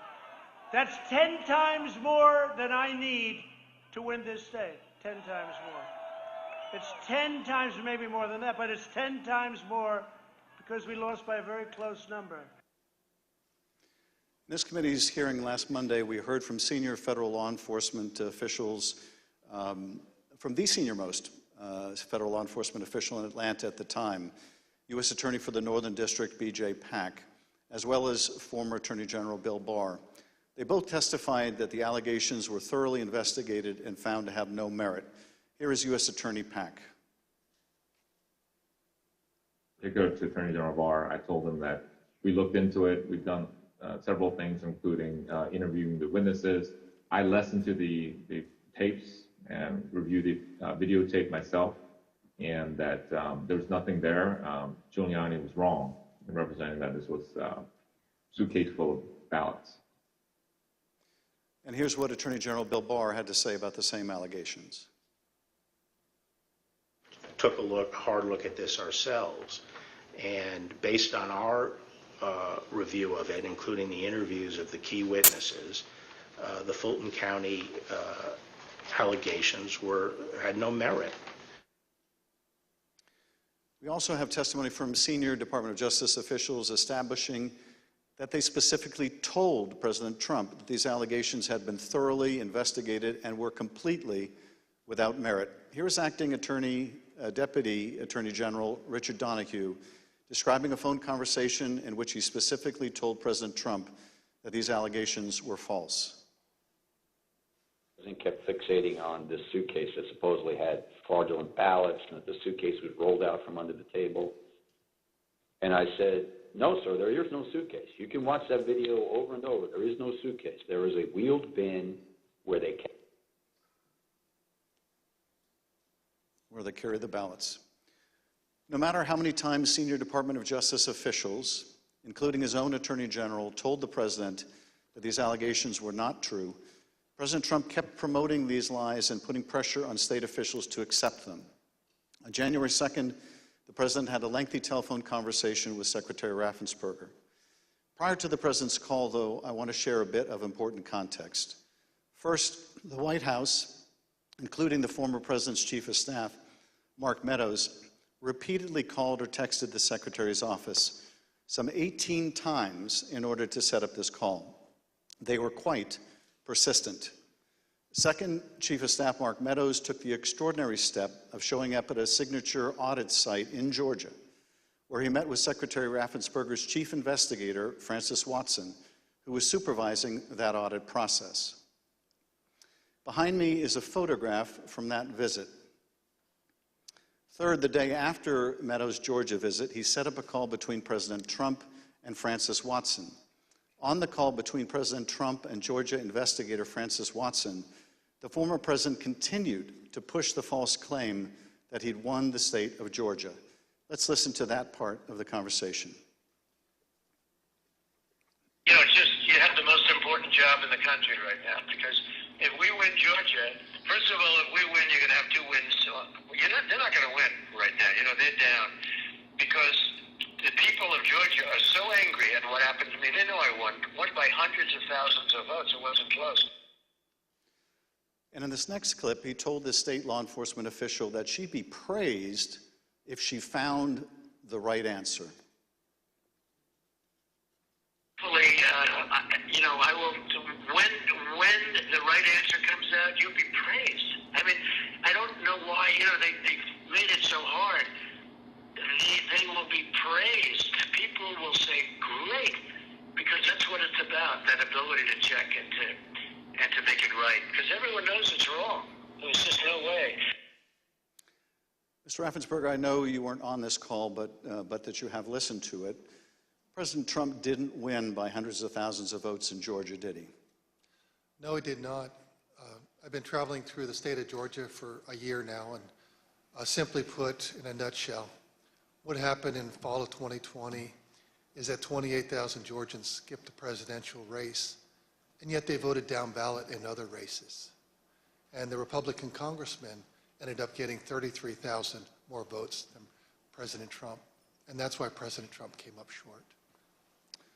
Thank you, Mr. Secretary.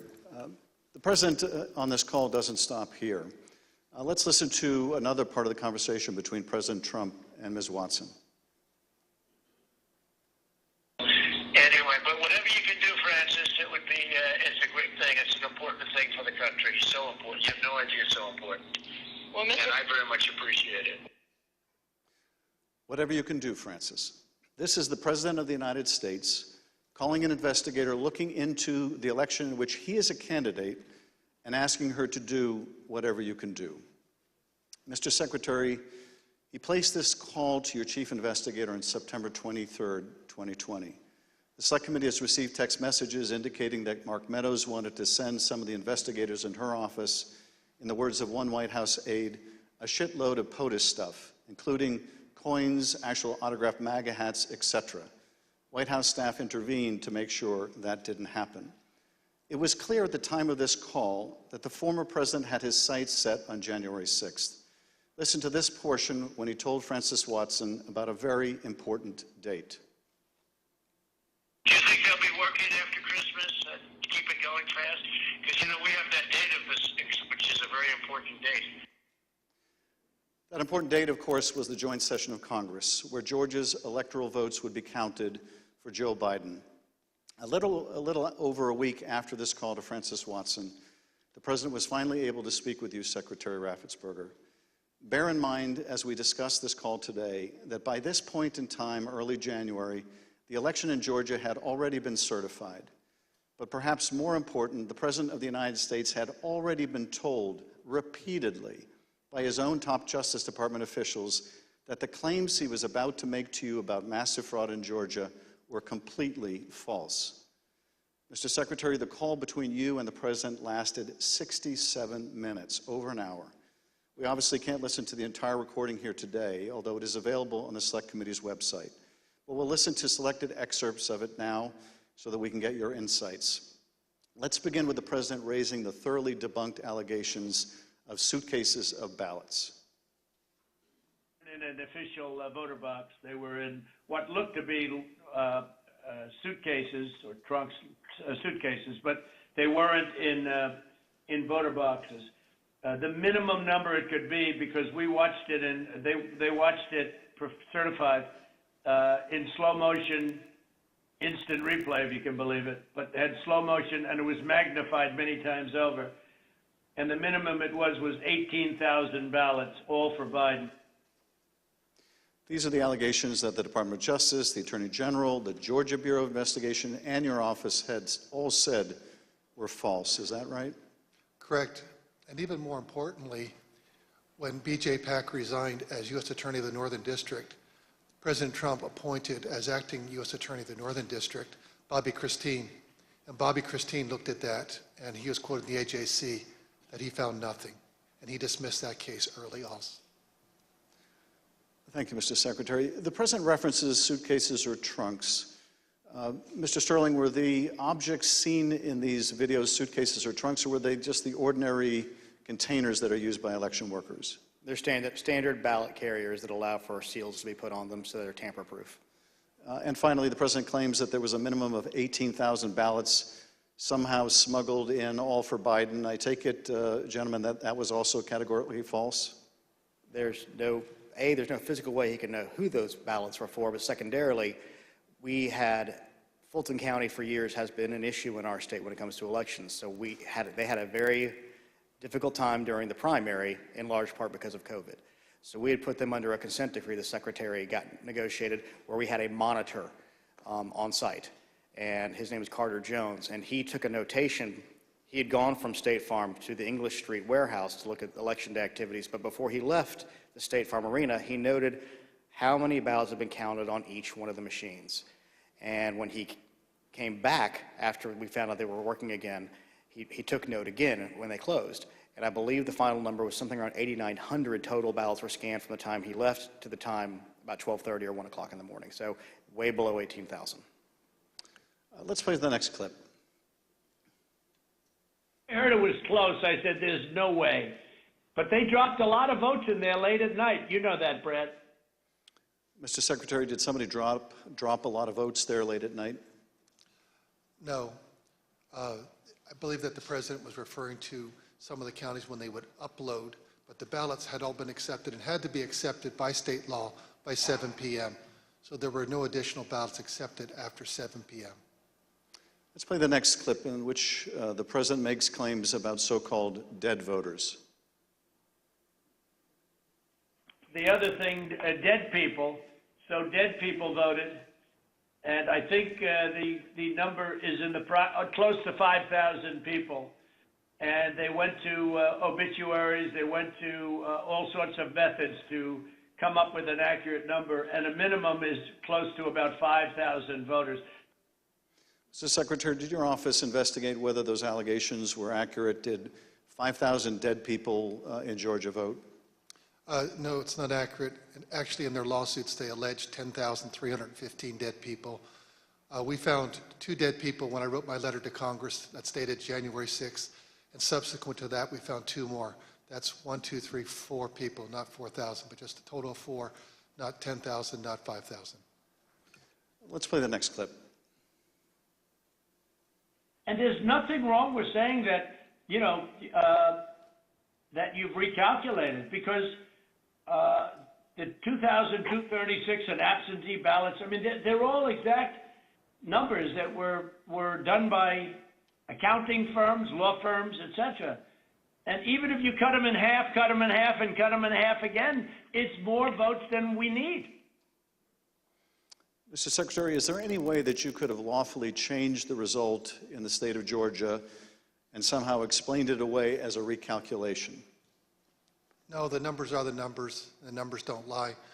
We had many allegations, and we investigated every single one of them. In fact, I challenged my team, did we miss anything? They said that there was over 66,000 underage voters. We found that there's actually 0. You can register to vote in Georgia. When you're 17 and a half, you have to be 18 by election day. We checked that out, every single voter. They said that there was 2,423 non-registered voters. There were 0. They said that there was 2,056 felons. We identified less than 74 or less that were actually still in felony sentence. Every single allegation we checked, we ran down the rabbit trail to make sure that our numbers were accurate. So there's no way you could have recalculated it except by fudging the numbers? The numbers were the numbers, and we could not recalculate because we had made sure that we had checked every single allegation. And we had many investigations. We had nearly 300 from the 2020 election. Mr. Secretary, you tried to push back when the president made these unsupported claims, whether they were about suitcases of ballots or that Biden votes were counted 3 times. Let's play the next clip. President, they did not put that. We did an audit of that, and we proved conclusively that they were not scanned 3 times. Yeah, Mr. President, we'll send you the link from WSB that doesn't. I don't care about a link. I don't need it. I have a much, Brad, I have a much better link. You told the president you would send him a link from WSB, which I understand is a local television station that had a unedited video from the State Farm Arena. But the president wasn't interested in that. He said he had a much better link. Mr. Secretary, at the time that you were on the call with the president, as we have shown, both the FBI and the Georgia Bureau of Investigation have proven these claims to be nonsense. And you told him about these investigations on the phone. Let's listen to what President Trump had to say about the state and federal law enforcement officers who investigated these false claims. There's no way they could find, then they're incompetent. They're either dishonest or incompetent, okay? There's only 2 answers, dishonesty or incompetence. There's just no way. Look, there's no way. But the president didn't stop at insinuating that law enforcement officers were either dishonest or incompetent. He went on to suggest that you could be subject to criminal liability for your role in the matter. Before I play that portion of the conversation, I'd like to show you something that the president retweeted a couple weeks before your call with him. Here's the president retweeting a post from one of his allies, a lawyer who was later sanctioned by a judge in Michigan for making false claims of election fraud. Let's take a look at that tweet. The tweet read, quote, "President Trump, @real Donald Trump, is a genuinely good man. He does not really like to fire people. I bet he dislikes putting people in jail, especially, quote unquote, Republicans. He gave @Brian Kemp, Georgia, and @Georgia Secretary of State every chance to get it right. They refused. They will soon be going to jail." So on your call, this was not the first time the president was suggesting you might be criminally liable. With that, let's listen to this portion of the call. I think you're going to find that they are shredding ballots because they have to get rid of the ballots because the ballots are unsigned. The ballots are corrupt. And they're brand new and they don't have seals. And there's a whole thing with the ballots, but the ballots are corrupt. And you're going to find that they are, which is totally illegal. It's more illegal for you than it is for them because you know what they did and you're not reporting it. That's a criminal offense. And you can't let that happen. That's a big risk to you and to Ryan, your lawyer. That's a big risk. Secretary Raffensperger, after making a false claim about shredding of ballots, the president suggested that you may be committing a crime by not going along with his claims of election fraud. And after suggesting that you might have criminal exposure, President Trump makes his most explicit ask of the call. Let's play a part of that conversation. So, look, all I want to do is this. I just want to find 11,780 votes, which is one more than we have, because we won the state. Mr. Secretary, was the president here asking you for exactly what he wanted? One more vote than his opponent. What I knew is that we didn't have any votes to find. We had continued to look. We investigated, like I just shared the numbers with you. There were no votes to find. That was an accurate count that had been certified. And as our general counsel said, there was no shredding of ballots. Mr. Secretary, after making this request, the president then goes back to the danger of having you deny these allegations of fraud. Let's listen to that part of the clip. And I watched you this morning and you said, well, there was no criminality, but I mean, all of this stuff is very dangerous stuff. When you talk about no criminality, I think it's very dangerous for you to say that? Secretary Raffensperger, you wrote about this in your book, and you said, quote, "I felt then and still believe today that this was a threat. Others obviously thought so too, because some of Trump's more radical followers have responded as if it was their duty to carry out this threat. Please tell us what you, your wife, even your daughter-in-law experienced regarding threats from Trump's more radical followers." Well, after the election, my email, my cell phone was doxxed, and so I was getting text all over the country, and then eventually my wife started getting the text, and hers typically came in as sexualized texts, which were disgusting. You have to understand that Trish and I, we met in high school, and we've been married over 40 years now, and so they started going after her, I think, just to probably put pressure on me. Why don't you just quit, walk away? And so that happened. And then some people broke into my daughter-in-law's home, and my son has passed, and she's a widow and has 2 kids, and so we're very concerned about her safety also. And Mr. Secretary, why didn't you just quit and walk away? Because I knew that we had followed the law and we had followed the Constitution. And I think sometimes moments require you to stand up and just take the shots when you're doing your job. And that's all we did. You know, we just followed the law and we followed the Constitution. And at the end of the day, President Trump came up short. But I had to be faithful to the Constitution. And that's what I swore an oath to do. During the remainder of the call, the former president continued to press you to find the remaining votes that would ensure his victory in Georgia. Let's listen to a little more. Why wouldn't you want to find the right answer, Brad, instead of keep saying that the numbers are right? So look, can you get together tomorrow? And Brad, we just want the truth. It's simple. And everyone's going to look very good if the truth comes out. It's okay. It takes a little while, but let the truth come out.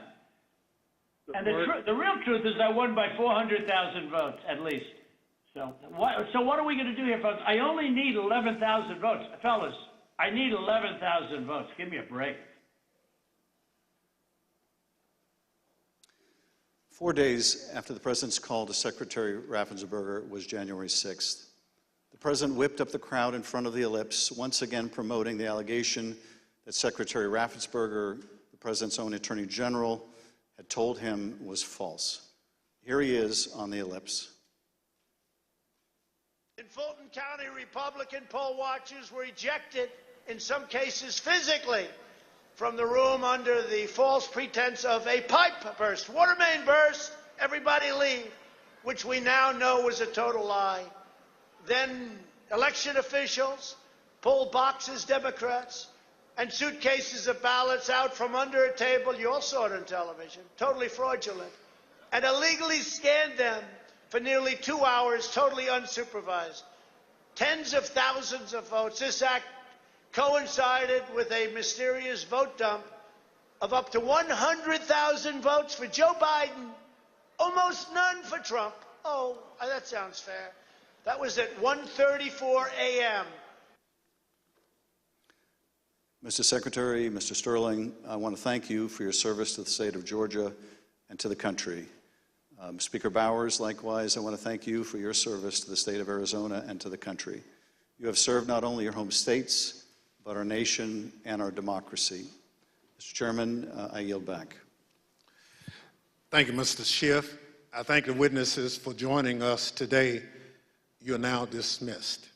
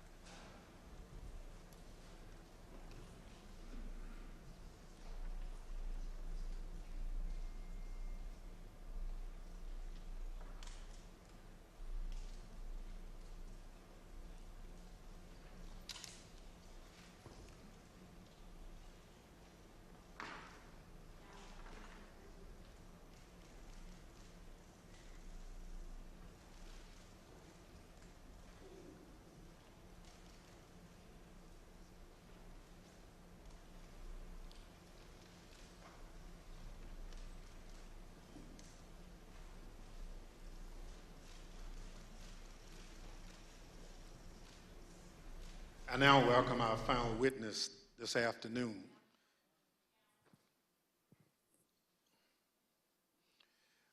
Andrea Shea Moss. Ms. Moss worked in the Department of Registration and Elections in Fulton County, Georgia, from 2017 until 2022. In that job, Ms. Moss handled voter applications and absentee ballot requests, and also helped to process the vote count for several elections. In December 2020, Ms. Moss and her mother, Ms. Ruby Freeman, became the target of nasty lies spread by President Trump and his allies as they sought to overturn the election results in Georgia. Ms. Moss and her mother, Ms. Freeman, are two of the unsung heroes in this country, doing the hard work of keeping our democracy functioning for every American. Ms. Moss, welcome. Thank you for your service, and I thank you for being here today. I will now swear you in. Please stand.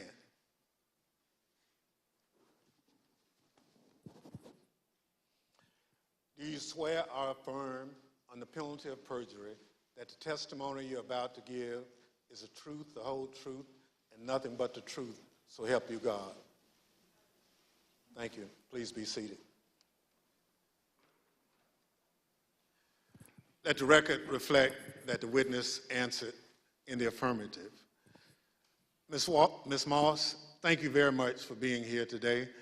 I understand that you are here along with your mother today. Would you like to introduce your mama?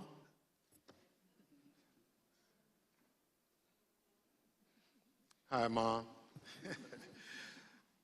Ms. Moss, today we'll be asking you about some of the threats that you received following the 2020 election. Since you've been an election worker for over 10 years, I want to ask you, in your decade of service, had you ever experienced threats like these before?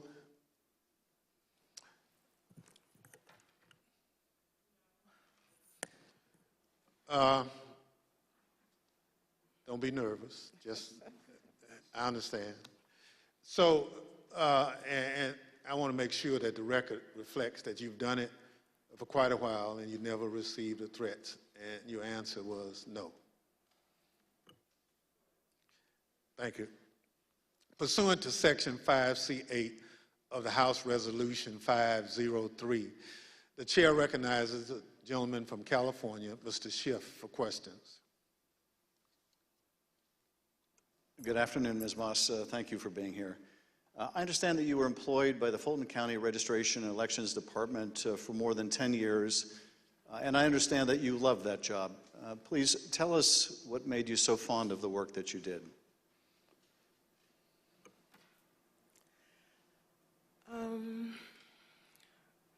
Well, I've always been told by my grandmother how important it is to vote, and how people before me, a lot of people, older people in my family, did not have that right.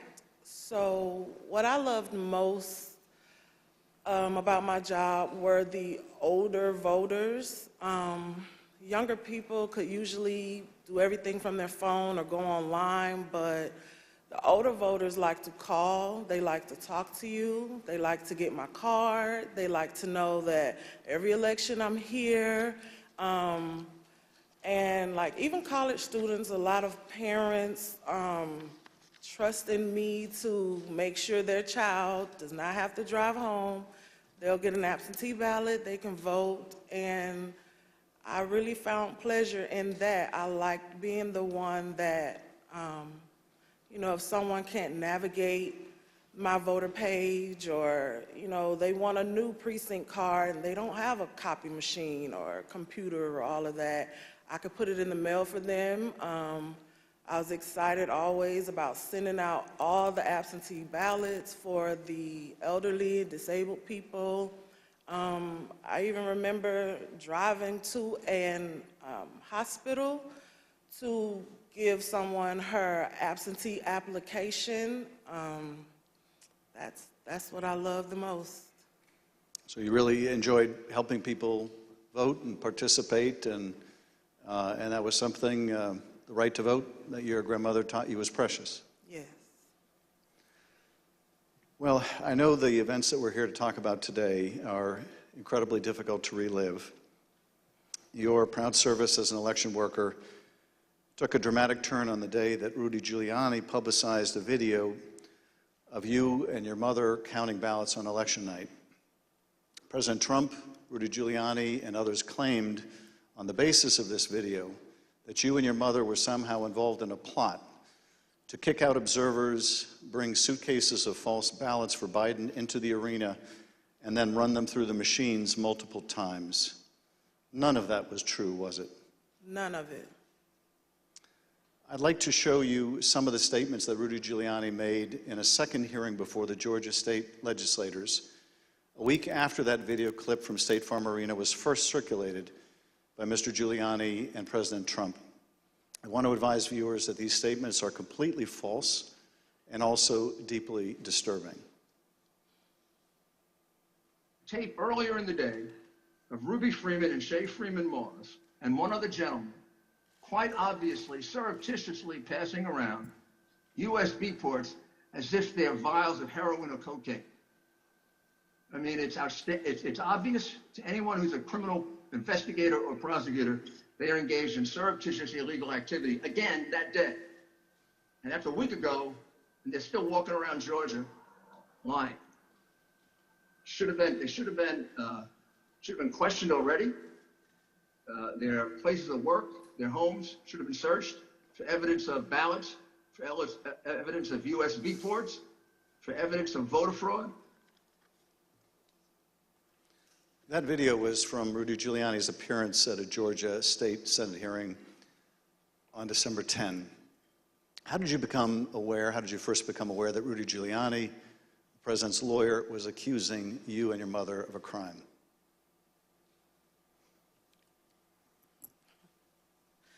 I was at work, like always, and the former chief, Mr. Jones, asked me to come to his office. And when I went to his office, the former director, Mr. Barron, was in there, and they showed me a video on their computer.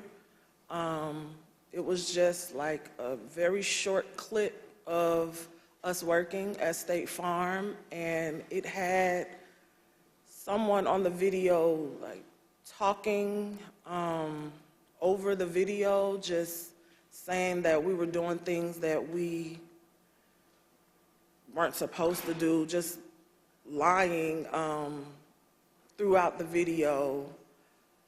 And that's when I first found out about it. And were there social media posts that they showed you responding to those false claims? Well, when I saw the video, of course, the first thing that I said was like, why? Why are they doing this? What's going on? And they, just told me that Trump and his allies were not satisfied with the outcome of the election, and they were getting a lot of threats and being harassed online, and asked me, have I been receiving anything, and I need to check on my mom. And I told them, I was like, where have they, where have you been getting these threats? I don't believe I have any. And Mr. Jones told me, like, they're attacking his Facebook, and I don't really use Facebook. I have one, so I went to the Facebook app, and I'm just kind of panicky at this point because this has never happened to me, and my mom is involved, and I'm like her only child. So I'm just asking him, like, well, where are the messages? All I see is the feeds. Like, how do you get to the messages? And he said, it's another icon on your phone that says Messenger. And I went to that icon, and it was just a lot of horrible things there. And those horrible things, did they include threats? Yes, a lot of threats, wishing death upon me, telling me that, I'll be in jail with my mother, and saying things like, be glad it's 2020 and not 1920. Were a lot of these threats and vile comments racist in nature? A lot of them were racist. A lot of them were just hateful. But yes, sir. In one of the videos we just watched, Mr. Giuliani accused you and your mother of passing some sort of USB drive to each other. What was your mom actually handing you on that video? A ginger mint. It wasn't just Rudy Giuliani. We heard President Trump make these false allegations repeatedly during his call with Secretary Raffensperger. Let's listen to a portion of what he had to say about you and your mother. We had at least 18,000, that's on tape. We had them counted very painstakingly. 18,000 voters having to do with Ruby Freeman. She's a vote scammer, a professional vote scammer and hustler. Donald Trump attacked you and your mother using her name 18 times on that call. 18 times. Ms. Moss, can you describe what you experienced listening to former President Trump attack you and your mother in a call with the Georgia Secretary of State? I felt horrible. I felt like it was all my fault. Like, if I would have never decided to be an elections worker, like, I could have done anything else, but that's what I decided to do. And now people are lying and spreading rumors and lies and attacking my mom. I'm her only child. Going to my grandmother's house. I'm her only grandchild. And my kid. It's just, I felt so bad. I just felt bad for my mom, and I felt horrible for picking this job and being the one that always wants to help and always there, and never missing not one election. I just felt like it was my fault for putting my family in this situation. Well, it wasn't your fault. Your mother was kind enough to come speak with us earlier. Let's listen to her story in her words. My name is Ruby Freeman. I've always believed that when God says that he'll make your name great, but this is not the way it was supposed to be. I could have never imagined the events that followed the presidential election 2020. For my entire professional life, I was Lady Ruby. My community in Georgia, where I was born and lived my whole life, knew me as Lady Ruby. I built my own business around that name, La Ruby's Unique Treasures, a pop-up shop catering to ladies with unique fashions. I wore a shirt that proudly proclaimed that I was, and I am, Lady Ruby. Actually, I had that shirt on. I had that shirt in every color. I wore that shirt on Election Day 2020. I haven't worn it since, and I'll never wear it again. Now I won't even introduce myself by my name anymore. I get nervous when I bump into someone I know in the grocery store who says my name. I'm worried about who's listening. I get nervous when I have to give my name for food orders. I'm always concerned of who's around me. I've lost my name, and I've lost my reputation. I've lost my sense of security, all because a group of people, starting with number 45 and his ally, Rudy Giuliani, decided to scapegoat me and my daughter, Shay, to push their own lies about how the presidential election was stolen. Ms. Moss, how has this experience of being targeted by the former president and his allies affected your life? It's turned my life upside down. I no longer give out my business card. I don't transfer calls. I don't want anyone knowing my name. I don't want to go anywhere with my mom because she might yell my name out over the grocery aisle or something. I don't go to the grocery store at all. I haven't been anywhere at all. I gained about 60 pounds. I just don't do nothing anymore. I don't want to go anywhere. I second guess everything that I do. It's affecting my life in a major way, in every way. All because of lies. For me doing my job, same thing I've been doing forever.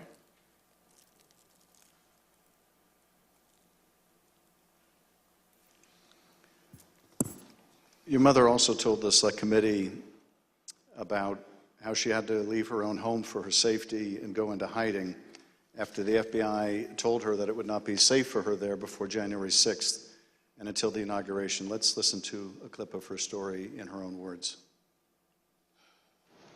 Around the week of January 6th, the FBI informed me that I needed to leave my home for safety. And I left my home for safety around that time. Understood. How long did you stay out? Did you, remain outside of your home for your own safety? I stayed away from my home for approximately 2 months. It was horrible. I felt homeless. I felt, I can't believe this person has caused this much damage to me and my family. To have to leave my home, that I've lived there for 21 years. And, I'm having to have my neighbors watch out for me, and I have to go and stay with somebody. It was hard. It was horrible. And that your conversation with the FBI about needing to leave your home for your own safety or perhaps recommending it, do you remember, was there a specific threat that prompted that, or was it the accumulation of threats that you had received? What prompted it was getting ready to, January 6th was about to come, and they did not want me to be at home because of all the threats and everything that I had gotten. They didn't want me to be there in fear of, the people were coming to my home, and I had a lot of that, so they didn't want me to be there just in case something happened. I asked, how long am I going to have to be at home? And they said, at least until the inauguration. Ms. Moss, I understand that people once showed up at your grandmother's house. Tell us about that experience. I received a call from my grandmother. This woman is my everything. I've never even heard her or seen her cry ever in my life. And she called me screaming at the top of her lungs, like, Shay, oh my God, Shay, just freaking me out, saying that there were people at her home, and they, they knocked on the door, and of course she opened it and seeing who was there, who it was, and they just started pushing their way through, claiming that they were coming in to make a citizen's arrest. They needed to find me and my mom. They knew we were there. And she was just screaming and didn't know what to do. And I wasn't there, so, I just felt so helpless and so horrible for her. And she was just screaming. I told her to close the door. Don't open the door for anyone. And, she's a 70-something, I won't say, year-old woman, and she doesn't like having restrictions. She wants to answer the door. She likes to get her steps in, walking around the neighborhood, and I had to tell her, like, you can't do that. You have to be safe. You know, and she would tell me that at night, people would just continuously send pizzas over and over to her home, you know, and they was expecting her to pay for these large amounts of pizzas, and she went through a lot that she didn't have to. And once again, it made me just feel so horrible. In addition to the personal impact this experience has had on you and your family, one of the things that I find most disturbing is how these lies discourage longtime election workers from continuing to do this important work. Tell us, if you would, of the other election workers shown in that State Farm Arena video and their supervisors. How many are still election workers in Fulton County? There is no permanent election worker or supervisor in that video that's still there. And did you end up leaving your position as well? Yes, I left. Ms. Moss, I want to thank you for coming in to speak with us and to thank you for your service to our democracy. What we have just played is a truly horrible and appalling sample, but just a sample of the things that were said about you and your mother following the election. I want to say how very sorry I think we all are for what you've gone through, and tragically, you're not alone. Other election workers around the country have also been the subject of lies and threats. No election worker should be subject to such heinous treatment just for doing their job. With your permission, I would like to give your mother the last word. Yes. We're just going to play the tape. There is nowhere I feel safe. Nowhere. Do you know how it feels to have the President of the United States to target you? The President of the United States is supposed to represent every American, not to target one, but he targeted me, Lady Ruby, a small business owner, a mother, a proud American citizen who stand up to help Fulton County run an election in the middle of the pandemic. Thank you, Ms. Moss. Thank you, Ms. Freeman, or as America now knows her, Lady Ruby, for your service to Fulton County, Georgia, our country, and our democracy. Mr. Chairman, I yield back. Thank you, Mr. Schiff. Ms. Moss, Yes, sir. I want to thank you for sharing with us the very troubling story of what you and your mother experienced. The harassment of election workers like you simply for doing your duty as public servants poses a threat to our democratic process. Your testimony is an important contribution to the work of our committee and serves as a reminder to all of us that the safety of local election officials is vital to ensuring that our elections are always free and fair. I want to thank our witness for joining us today. The members of the Select Committee may have additional questions for today's witness, and we ask that you respond expeditiously in writing to those questions. Without objection, members will be permitted 10 business days to submit statements for the record, including opening remarks and additional questions for the witness. Without objection, the chair recognizes the gentleman from California, Mr. Schiff, for a closing statement. For more than 200 years, our democracy has been distinguished by the peaceful transfer of power. When an American raises their right hand and takes the presidential oath of office, they are transformed from an ordinary citizen into the most powerful person in the world, the president. This is an awesome power to acquire. It is even more awesome when it is handed on peacefully. When George Washington relinquished the office of the presidency, it set a precedent that served as a beacon for other nations struggling against tyranny. When Ronald Reagan described it as a kind of miracle in the eyes of the world, he was exactly right. Other countries use violence to seize and hold power, but not in the United States. not in America.